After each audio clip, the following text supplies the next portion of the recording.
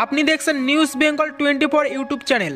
ইতিমধ্যে বেরিয়ে আসলো আজকের বাছাই করা 60টি তাজা খবর। প্রত্যেকটা খবর আপনার জন্য অত্যন্ত গুরুত্বপূর্ণ হবে, তাই খবরগুলি শুরু থেকে শেষ পর্যন্ত দেখবেন। আপনার কাছে ছোট্ট একটা অনুরোধ, ভিডিওটি দিয়ে একটা লাইক করবেন, আর চ্যানেল নতুন থাকলে অবশ্যই চ্যানেলটিকে সাবস্ক্রাইব করে পাশে আসা ঘন্টাটা চেপে দেবেন এই রকম লেটেস্ট ও ট্রেন্ডিং খবরগুলি সবার আগে পাওয়ার জন্য। শুরুতেই চোখ রাখবো প্রথম খবরের দিকে। ফের উত্তরের পথে মমতা। শিলিগুড়িতে 13ই মার্চ সভা। ব্রিগেডের মাঠে মানুষের জনগর্জন বলে দিয়েছে 24-এর ভোট বেশ চ্যালেঞ্জ হতে চলেছে বিরোধীদের কাছে। কার্যত 42-এর লক্ষ্য নিয়েই মাঠে নামতে চলেছে টিম টিএমসি। আর সেই সবার পরেই আরও এক দফা জেলা সফরে বার হচ্ছেন মুখ্যমন্ত্রী মমতা বন্দ্যোপাধ্যায়। এদিন 12ই মার্চ উত্তর 24 পরগনা জেলার হাবড়াতে থাকছে মুখ্যমন্ত্রীর প্রশাসনিক সভা। সেই সভা শেষ করেই তিনি রওনা দেবেন উত্তরবঙ্গের পথে। কলকাতা থেকে বিমানে বাগডোগরা গিয়ে সেখান থেকে সোজা চলে যাবেন উত্তরকন্যায়, সেখানেই তার রাত্রিবাস। পরের দিন অর্থাৎ 13ই মার্চ তার প্রশাসনিক সভা থাকছে শিলিগুড়ির কান ঘেঁষে থাকা ফুলবাড়িতে। সেখানকার ভিডিওকন মাঠেই হবে মুখ্যমন্ত্রীর প্রশাসনিক সভা। সেই সভা থেকে তিনি কয়েক হাজার কোটি টাকার প্রকল্পের উদ্বোধন ও শিলান্যাস করার পাশাপাশি আমজনতার হাতে পরিষেবা পৌঁছে দেবেন। তবে এই সভা গুরুত্বপূর্ণ হয়ে উঠতে চলেছে রাজনৈতিক কারণে, কেননা এক তো কিছুদিন আগে শিলিগুড়ির বুকেই সভা করে গিয়েছেন প্রধানমন্ত্রী নরেন্দ্র মোদী। সেই সভা থেকে তিনি বেশ কিছু বিষয় নিয়ে রাজ্য সরকার ও তৃণমূলকে নিশানা বানিয়েছেন। চা বাগান থেকে পাহাড়ের বিচ্ছিন্নতাবাদ আন্দোলন, শিল্পহীন উত্তরবঙ্গ নিয়ে জোড়া ফুলকে বিঁধেছেন মোদী। সেই সবার পাল্টা সবাই কার্যত করতে চলেছেন মুখ্যমন্ত্রী। প্রধানমন্ত্রী যেসব বিষয় নিয়ে মুখ খুলে খোঁচা দিয়েছেন, সেই সব বিষয়ে মমতা কি বলেন ফুলবাড়ি থেকে, সেই বিষয়ে সকলেই তাকিয়ে থাকবেন। একই সঙ্গে ব্রিগেডের জনগর্জন সবার পরেই ফুলবাড়ির সবাই হতে চলেছে উত্তরবঙ্গে মমতার প্রথম জনসভা। তাই আসন্ন লোকসভা নির্বাচনে জয়ের লক্ষ্যে মমতা আমজনতা ও দলকে কোন বার্তা দেন, সেই দিকেও তাকিয়ে থাকবেন সকলে।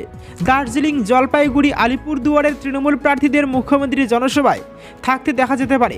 এমনকি সেই সভা থেকে কিছু ফুল বদলের ঘটনাও ঘটতে পারে বলে তৃণমূল সূত্রের ইঙ্গিত পাওয়া যাচ্ছে। ঐতিহাসিক পদক্ষেপ, দেশ জুড়ে কার্যকর হলো সিএএ। বিজ্ঞপ্তি জারি করল কেন্দ্রীয় সরকার। শিওরে লোকসভা নির্বাচন, তার আগেই দেশ জুড়ে কার্যকর হয়ে গেল সিএএ। আগামী এক সপ্তাহের মধ্যে লোকসভা নির্বাচনে নির্ঘণ্ট প্রকাশিত হয়ে যেতে পারে। আর তার আগেই চালু হলো সংশোধিত নাগরিকত্ব আইন।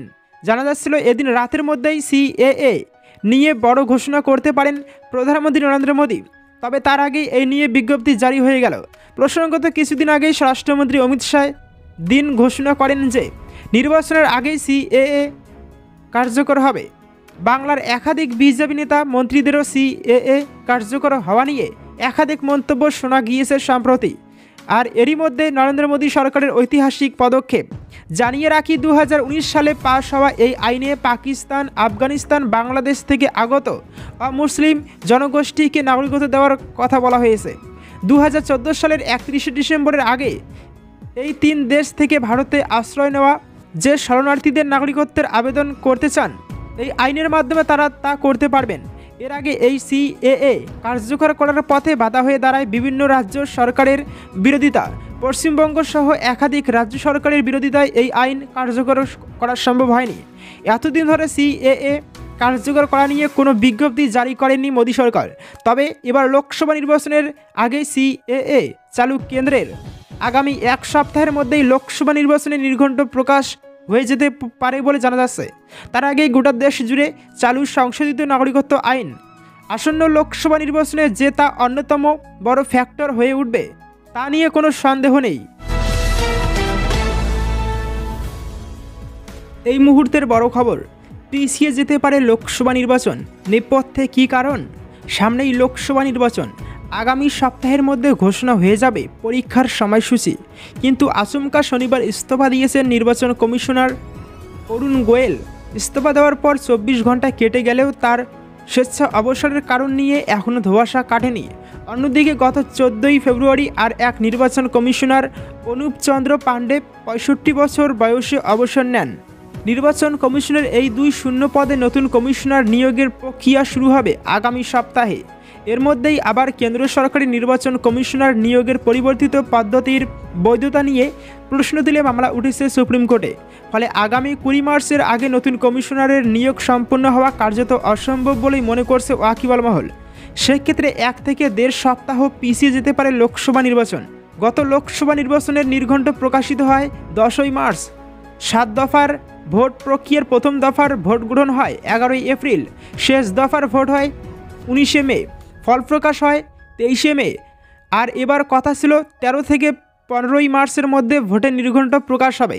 সেক্ষেত্রে নতুন কমিশনার নিয়োগ হতে 20 মার্চ, অর্থাৎ তারপরে নির্ঘণ্ট প্রকাশ হবে। তবে মুখ্য নির্বাচন কমিশনার রাজীব কুমার নিজেও ভোটের নির্ঘণ্ট প্রকাশ করতে পারেন, কিন্তু তা তিনি নাও করতে পারেন। 02 পদে কমিশনার নিয়োগের পর বৈঠকের মাধ্যমেই ভোটের দিনক্ষণ ঘোষণা করবে কমিশন। অন্যদিকে গত 15ই ফেব্রুয়ারি সুপ্রিম কোর্টের সাংবিধানিক বেঞ্চ ঐতিহাসিক রায়ের মাধ্যমে ঘোষণা করেন নির্বাচনী বন্ড অসাংবিধানিক। এই আবহে 6ই মার্চের মধ্যে নির্বাচনী বন্ড নিয়ে যাবতীয় তথ্য জমা করতে নির্দেশ দেওয়া হয়েছিল স্টেট ব্যাংক অফ ইন্ডিয়াতে।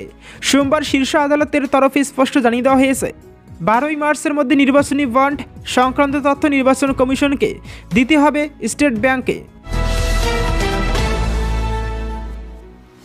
অদিরদার রাস্তায় পাথর ফেরা তৃণমূলের চরিত্র নিয়ে প্রশ্ন। বীরভূমে বিজেপি লড়াই নিয়ে বড় দাবি দিলীপ ঘোষের। তৃণমূলের প্রার্থী তালিকা নিয়ে কটাক্ষ মেদিনীপুরের বিজেপি সাংসদ দিলীপ ঘোষের। অর্জুন সিং কেন তৃণমূলকে চিনতে পারলেন না, সেই প্রশ্ন তুলেছেন তিনি। পাশাপাশি দিলীপ ঘোষ অনুব্রতহীন বীরভূমে লড়াই নিয়ে বড় বার্তা দিয়েছেন। বহরমপুরে অধীর চৌধুরীর বিরুদ্ধে ইউসুফ পাঠানকে তৃণমূলের প্রার্থী করা নিয়ে দিলীপ ঘোষ বলেন, ইউসুফ পাঠানকে যদি প্রার্থী করারই ছিল তাহলে গুজরাটেই করে দিতে পারত। ওখানে একটা সিট হতো তৃণমূলের, ওখান থেকে এখানে উড়িয়ে আনার কোনো মানে হয় না।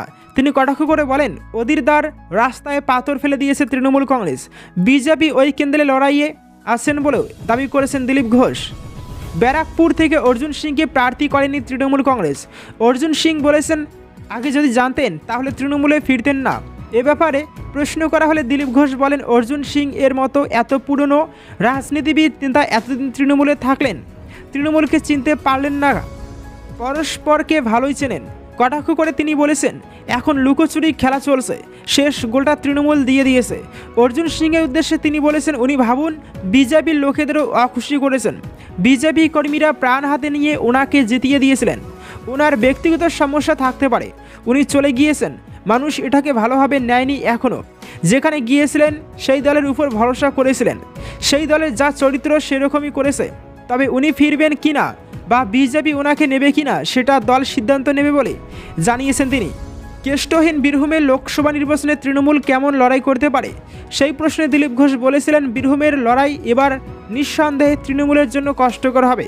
তিনি বলেন, বিধানসভাতেও ভালো লড়াই দিয়েছিল বিজেপি, 1 লক্ষের কাছাকাছি ভোট পেয়েও সামান্য ভোটে হেরেছিল বিজেপি। তিনি দাবি করেছেন, বীরভূমের মানুষ মুক্তি চাইছেন, সেখানকার 2টো সিটেই জবরদস্ত লড়াই হবে, বিজেপির জয়ের সম্ভাবনা প্রবল বলে দাবি করেছেন দিলীপ ঘোষ।